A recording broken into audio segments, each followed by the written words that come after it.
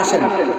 2 number ওয়াইদা তুলিয়াত আলাইহিম আয়াতুহু যাদাতুহুম ঈমানা।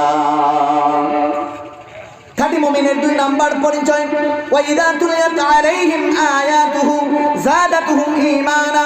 ওয়াইদা এবং যখন তুলিয়াত আলাইহিম তাদের সামনে আল্লাহ পাক রব্বুল আমিনের আয়াতুহু আল্লাহ পাক রব্বুল আমিনের কালাম পড়া হয়, পাঠ করা হয়, যাদাতুহুম ঈমানা, তখন তাদের ঈমান বেড়ে যায়, তাদের ঈমান বেড়ে থাকে, তাদের ঈমান বাড়ে যায়। অর্থাৎ যখন আল্লাহ পাক রব্বুল আমিন তাদের সামনে কোরআনুল কারীম যখন বেশি বেশি তেলাওয়াত করবে তখন তাদের ঈমান বৃদ্ধি পাইতে থাকে। নামাজের জন্য যখন দাঁড়ায় যায়, ইমাম সাহেব যখন নামাজের মধ্যে ফজরের নামাজের মধ্যে যখন ইমাম সাহেব তেলাওয়াত শুরু করে দেয়, অনেক মানুষ আছে দেখবেন মোবাইলের মধ্যে দেখা যায়, বিভিন্ন জায়গায় দেখা যায় ইমাম সাহেব যখন কোরআন তেলাওয়াত করতেছে, কোরআন তেলাওয়াত করার পরে পিছন দিকে মনোযোগ সহকারে শুনে। অনেক মানুষ আছে কাঁদে, অনেক মানুষ আছে চিন্তা করে, আহা কতই না মজা লাগে। সূরা ফাতিহা আপনি যখন কোন মানুষের উপরে নামাজ ফরজ হয়, প্রতি রাকাতের মধ্যে সূরা ফাতিহা পড়তে পারে বা পড়া লাগে। সূরা ফাতিহা ছাড়া নামাজ হয় না। এই জন্য কোন মানুষ বলে না, ইমাম সাহেব হুজুর যেদিন নামাজ পড়ে সেদিন সূরা ফাতিহা পড়ে আর ভালো লাগে না সূরা ফাতিহা। বলেন কোন মানুষ বলে না সূরা ফাতিহা ভালো লাগে না, হুজুর প্রতিদিন পড়েন। আহা বলে কি কতই নামাজ লাগে, সূরা ফাতিহা পড়ে আলহামদুলিল্লাহি রাব্বিল আলামিন আর রহমানির রহিম মালিকি ইয়াউমিদ্দিন ইয়াকা না'বুদু ওয়া ইয়াকা নাস্তাঈন ইহদিনাস সিরাতাল মুস্তাকিম সিরাতাল লাযীনা আন'আমতা আলাইহিম গায়রিল মাগদুবি আলাইহিম ওয়ালাদ-দাল্লিন। কেউ বলে না মজা লাগে না, কেউ বলে না মজা লাগে না। এই জন্য কোরআনুল কারীম তেলাওয়াত করতে হবে। তেলাওয়াত করলে আমাদের ঈমান বৃদ্ধি পাইতে থাকে, ঈমান বৃদ্ধি পাইতে থাকে, ঈমান বাড়ে। কোরআন তেলাওয়াত করলে তাহলে কি বাড়ে বলেন, জোরে বলেন, কি বাড়ে? ঈমান বাড়ে। তাহলে আমাদের ছেলে সন্তানদেরকে কোরআনুল কারীম শিক্ষা দিব কি না বলেন? কোরআনুল কারীম যার অন্তরের মধ্যে কোরআনুল কারীম নাই সেটা শয়তানের ঘর বিবেচিত।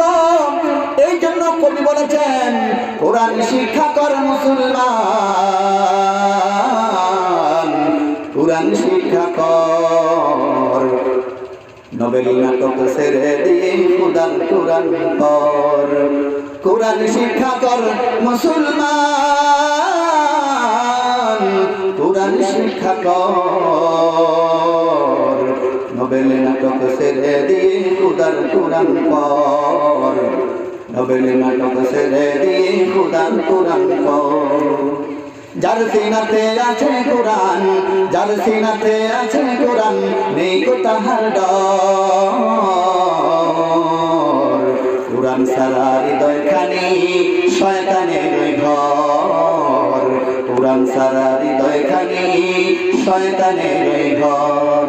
কোরআন মোদের মাথার মুকুট, কোরআন মোদের মাথার মুকুট, কোরআন মোদের মন।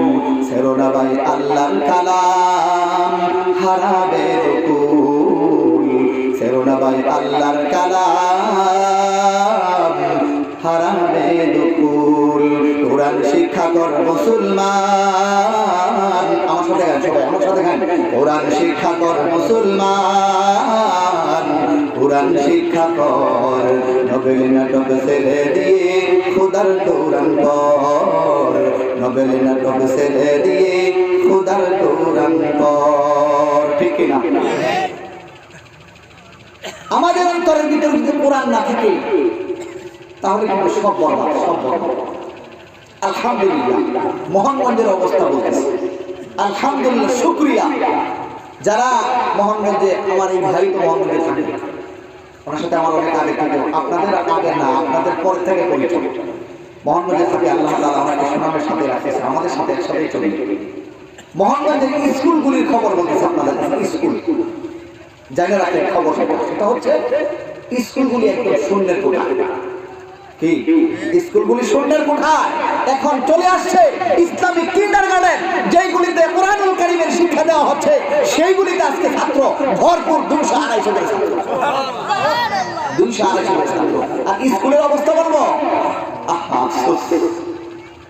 মাদ্রাসায় যদি কোরআনুল কারীম তেলাওয়াত না করে, না শিক্ষা করে, স্কুলে জীবনেও কিয়ামত পর্যন্ত যদি স্কুলে পড়ে কোনোদিনও সে কোরআনুল কারীম শিক্ষা গ্রহণ করতে পারবে না, পারবে না।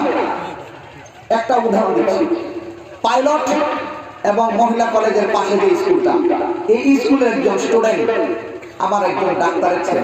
তা আমি তাকে ধর্মীয় কিছু জ্ঞান দিই, ধর্ম ভয়, যেটা ধর্ম তৃতীয় শ্রেণীর একটা ধর্ম বই পড়াই।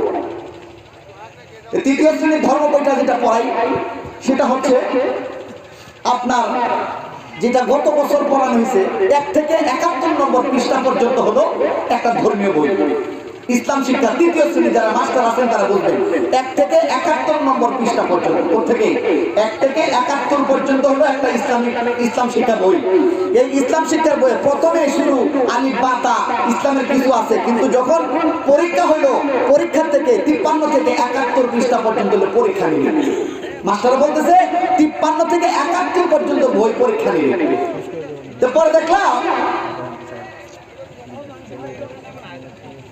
পরে দেখলাম কি এই 53 থেকে 71 নম্বর পৃষ্ঠা পর্যন্ত এখানে শুধু আছে কি জানেন, পশু পাখির সাথে কি আচরণ করা লাগবে, গরুর সাথে কি আচরণ করা লাগবে, গাছের শিকড় কয়টা, এরপরে পাতা কয়টা ইত্যাদি, এই সমস্ত নিয়ে প্রশ্ন।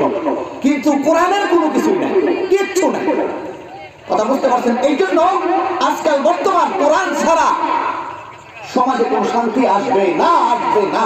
এই জন্য কোরআন যদি আমাকে সামনে রাখেন, আরো কয়টা বলবো। কিছুদিন আগে কয়টা বলবো বলেন, কিছুদিন আগে এরকম ভাবে আপনার এই করছে, এই যে ময়দা ছাড়া ময়দা দিয়ে এরকম দাগ দিয়ে, লম্বা দাগ দিয়া, হঠাৎ করে দেখি কোনার মধ্যে 3টা স্ট্যান্ড। এটা কি কয়? ছোট ছোট বল, এটা কি কয়? ছোট ছোট বল খেলা যেটা কি কয়?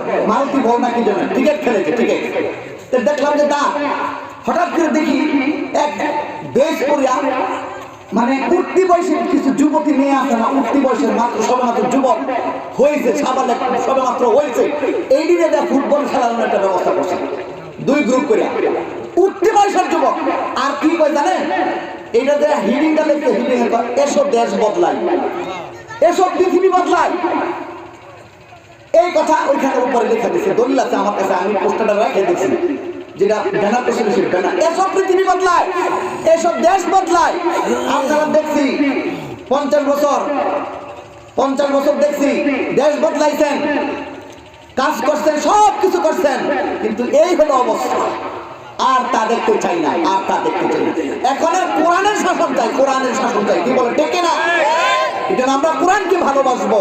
তাহলে এটা 2 নাম্বার খাঁটি মুমিনের পরিচয় হলো তারা কোরআনুল কারীম তেলাওয়াত করবে এবং এটাকে ভালোবাসবে। 3 নাম্বার শর্টকাটে বলে ফেলতেছি, ওয়া আলা রাব্বিহিম ইয়াতাওয়াক্কালুন, যে কোনো কাজ করবে সে আল্লাহ তাআলার উপরে ভরসা করে করবে, ঠিক না? যে কোনো কাজ করবে আল্লাহ তাআলার উপর ভরসা করে করবে। 4 নাম্বার আল্লাযীনা ইউকিমুনাস সালাতা ওয়া মিম্মা রাযাকনাহুম ইউনফিকুন। আল্লাযীনা ইউকিমুনাস সালাতা, যারা নামাজ প্রতিষ্ঠা করে, নামাজ আদায় করে, এটা হলো 4 নাম্বার খাঁটি মুমিনের পরিচয়। তাহলে যারা কি করে, নামাজ আদায় করে, তাদের পরিচয় হলো 4 নাম্বার।